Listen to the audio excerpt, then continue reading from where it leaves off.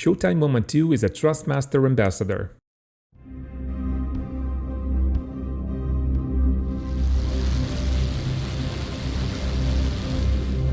Hello everyone, this is Showtime 112. In our previous video about Messerschmitt 163 Komet in combat, you could see how the German rocket-powered fighter fared in its first encounters with the Allies. Watch the video if you missed it. So far, pilots of Jagdgeschwader 400, the only operational unit flying Messerschmitt 163, were just making test interceptions and practicing their tactics, without engaging Allied bombers seriously. The first proper attack took place on 16 August 1944. A massive force of more than 1,000 bombers, escorted by between 300 and 600 fighters depending on the source, was sent to attack various airfields, plus oil and aircraft industry targets in German-controlled Europe. Some of these targets were in the vicinity of Messerschmitt 163s based in Brandes airfield, near Leipzig. Allied intelligence officers briefed the crews that Messerschmitt 163 was operational, but unlikely to be observed on this mission. But if they were observed, they could easily be identified as the fastest aircraft any of the crews had ever seen. At Brandes, the fighter controllers waited until Allied bombers were almost over the airfield before giving the start order. Only 5 Komets were operational, and they took off in a quick succession.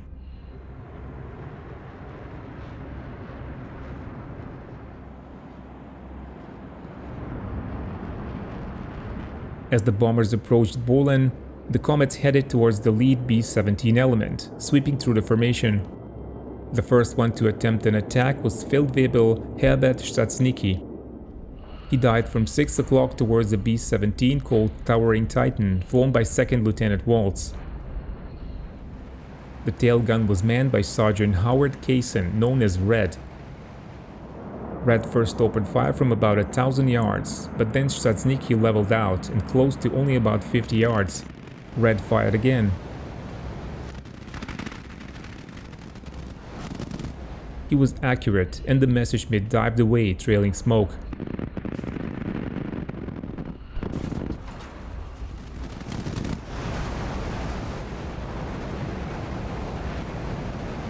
Straznicki successfully bailed out of his damaged Komet and parachuted down near Brandes airfield. He was slightly injured, but he quickly recovered and returned to flying.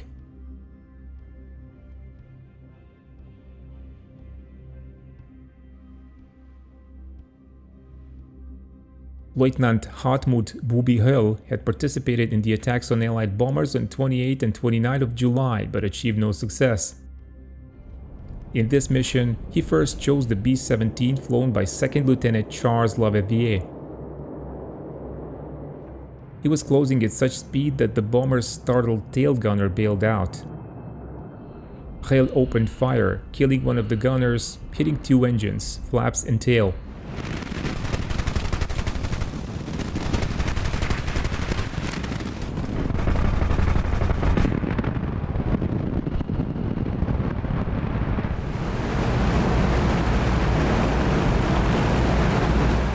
Höll then climbed and went for another pass from 2 o'clock.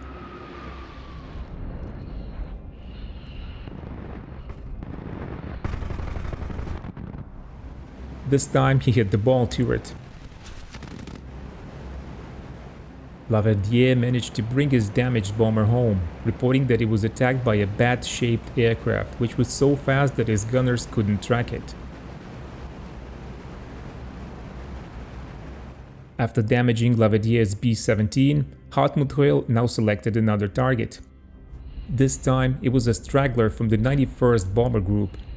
The Flying Fortress had previously been attacked by Bf-109s and Focke-Wulf 190s. 2 of its engines lost their superchargers, while the 3rd engine was damaged. 2 of the gunners were wounded. Most sources believe that this was the B-17 called Outhouse Mouse, flown by 1st Lieutenant Reese Mullins. Hartmut Höll climbed to about 18,000 meters and then dived towards the damaged B-17 from 6 o'clock. His fuel was expended and he was in the glide mode.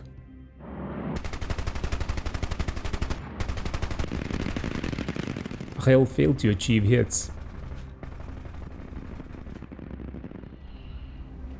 After this pass, he glided on a parallel course to the B-17, but out of machine gun range. The B-17 crew then spotted a P-51 diving on the German fighter from 6 o'clock. There were in fact two Mustangs flown by Lieutenant Colonel John Murphy and his wingman First Lieutenant Cyril Jones. Murphy first spotted contrails heading towards the last box of bombers. Then he spotted the straggling B-17 to his right. He dived towards it to try to protect it. The two Mustangs were able to catch up with now powerless Komet flown by Hartmut Hill. Murphy opened fire from about 1,000 feet away and held it until he overshot.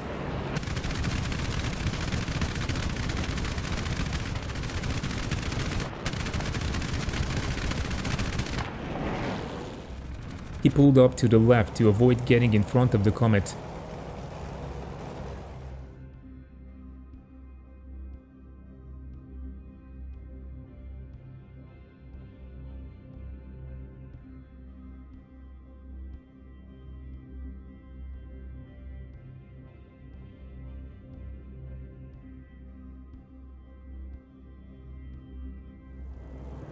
The Mustang wingman, Lieutenant Jones, observed his leader achieve hits on the Komet.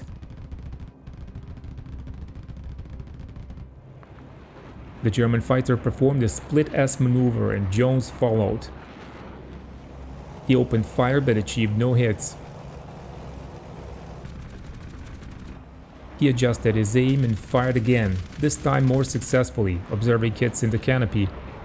Murphy passed behind the German fighter and did a half turn. He blacked out and lost sight of his target. He recovered at 14,000 feet after starting his attack at 23,000 feet. Meanwhile, Lieutenant Colonel Murphy saw what he believed to be another Messerschmitt 163 in a shallow dive. This was probably still Hartmut Hill.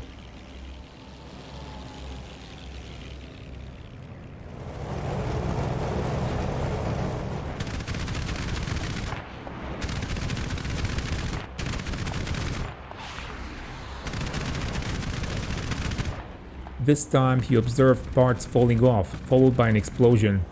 He smelled strange chemical fumes in his cockpit. Murphy claimed one Komet destroyed and another damaged.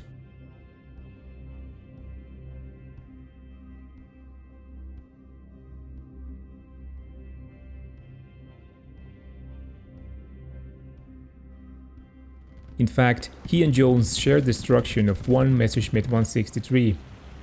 This early B-0 model crashed at 10:52 near Brandes airfield, and Hill's body was found in it, having suffered fatal wounds prior to impact. Hill was the first Komet pilot killed in combat. Mullins and his battered B-17 miraculously made it back to England. So far, the attack cost the Germans two of their rocket-powered fighters. One pilot, Strzelnicki, survived, but the other, Hartmut Hill, was killed.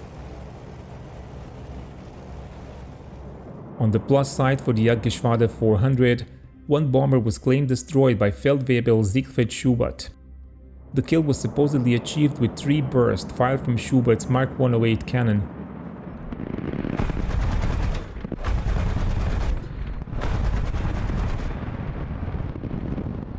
Sources don't specify any identity of the B-17 supposedly shot down. Apart from Schubert, Hartmut Hill and Herbert Strzelnicki were also awarded single victories, although Allied records show that the bombers they attacked all made it back to base. The next major engagement for the Messerschmitt 163 pilots took place on 24 August 1944.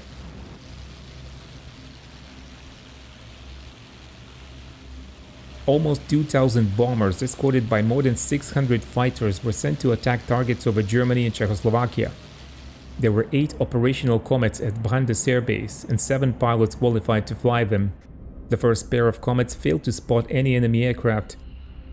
Feldwebel Schubert, who had been awarded a kill on the 16th August, was leading the second pair.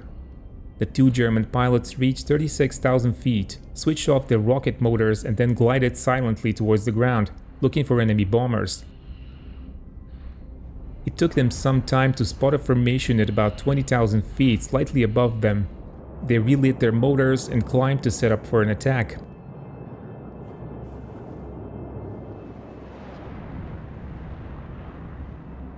Schubert scored hits on the left wing of one of the leading aircraft and it began to drop out of formation.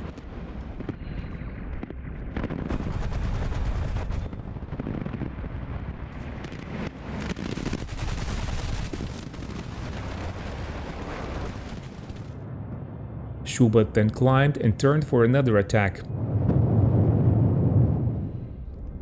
This time he achieved hits in the starboard wing and the bomber went into a spin.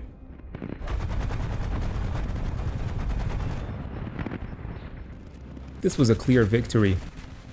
The second B-17, belonging to the 457th Bomber Group, was flown by Lieutenant Winfred Pugh, and there's no doubt it was shot down by a Messerschmitt 163. The first bomber was flown by Lieutenant Kohler, and it was eventually lost en route to England. Siegfried Schubert achieved 2 kills on a single mission. His gun camera footage has been preserved and is believed to be the only such footage originating from a Messerschmitt 163.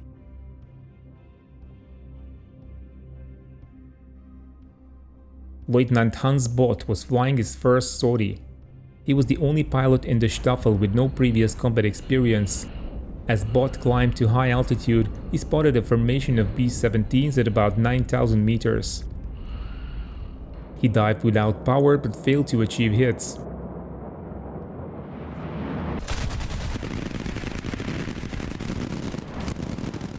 Bott then lost sight of the bombers and landed back at his home airfield. Once back, he took off again, but this time in the last remaining operational Komet. It was an early B-0 variant with 20mm cannon. He used up almost the whole runway on takeoff and headed towards Leipzig, where he encountered a bomber formation. Bott selected a B-17 on the left side of the formation and attacked it. One of his guns jammed, but the other continued to fire and hits were achieved.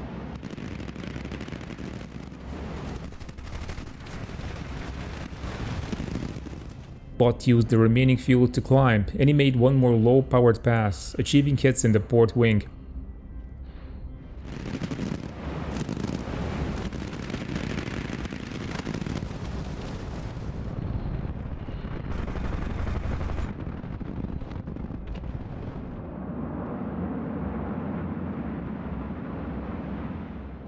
He made a final gliding attack, but without hits.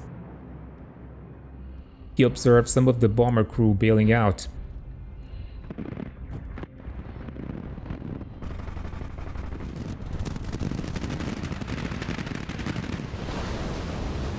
Bott landed back at Brandes airfield after 7 minutes in the air. A flak battery later confirmed that a B-17 crashed after being attacked by a Komet, and Bott was awarded a victory. This was probably the aircraft flown by 2nd Lieutenant Steve Nagy. 3 B-17s were shot down by Messerschmitt 163s on 24 August 1944. 10 more reported being attacked but suffered no significant damage. This was the most successful attack flown by the Komet, and it was a proof that the German rocket-powered fighter could be effective against bombers. During the 2 raids in August, Messerschmitt 163 pilots were awarded 6 victories, 3 of which were credited to Siegfried Schubert. 2 aircraft were lost in combat and one of the pilots was killed. Messerschmitt 163 was officially declared operational by Adolf Galland on 8 September 1944. Komets made several intercept attempts in that month, but success was mostly absent. The one exception was 11 September when 8 Air Force launched raids against Germany, totaling 384 B-17s escorted by 275 P-51 Mustangs. One group of B-17s, whose target was Holland, passed well south of Brandes. One exception was a single straggler which passed very close to the airfield. Unteroffizier Kurt Schiebeler was scrambled to attack. He was flying one of the early Komets, armed with 20mm cannon. He was able to intercept the lone bomber, but on his first pass, his shots went wide.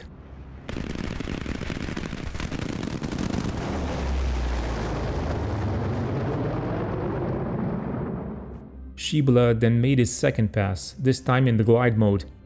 Once again, he failed to hit the B-17. There was still enough energy to make one final pass. This time, one of the starboard engines was hit and the bomber began to smoke.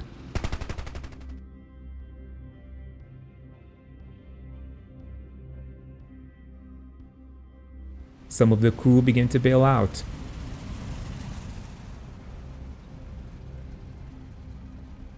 Späte was ordered to turn back and return to the airfield. The B-17 crashed about 5 miles west-northwest of Ransom. 3 survivors were soon captured.